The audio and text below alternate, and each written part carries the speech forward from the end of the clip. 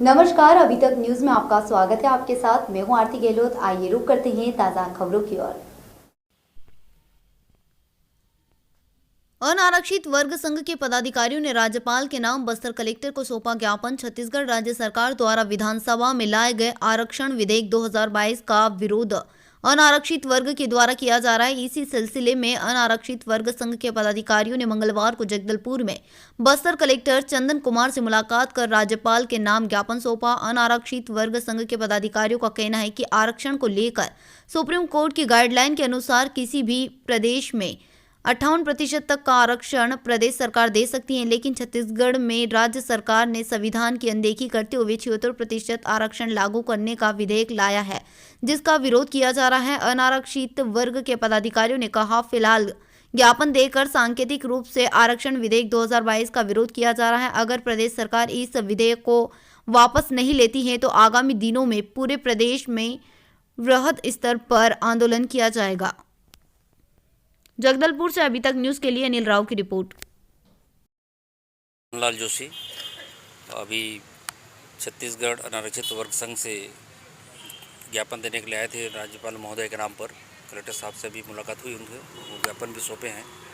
और हम लोग छत्तीसगढ़ शासन जो 76% आरक्षण किया है, जबकि सुप्रीम कोर्ट का कहना है कि 58% से ऊपर नहीं होना चाहिए। हम इसी संदर्भ में ज्ञापन देने आए थे कि जो संविधान के तहत हमें अधिकार प्राप्त हुआ है वो अधिकार हमें मिलता रहे, उस पर आप कटौती ना करें।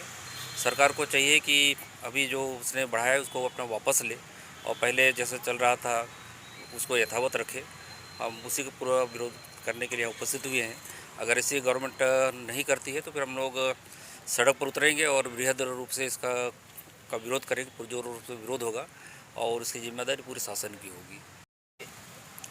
छत्तीसगढ़ सरकार द्वारा जो 76% आरक्षण को लागू करने की दिशा में जो प्रयास किए जा रहे हैं, उसके विरोध में जो है सामान्य वर्ग संघ राज्यपाल महोदय का नाम ज्ञापन सौंपने के लिए हम कलेक्टर महोदय के पास आए थे।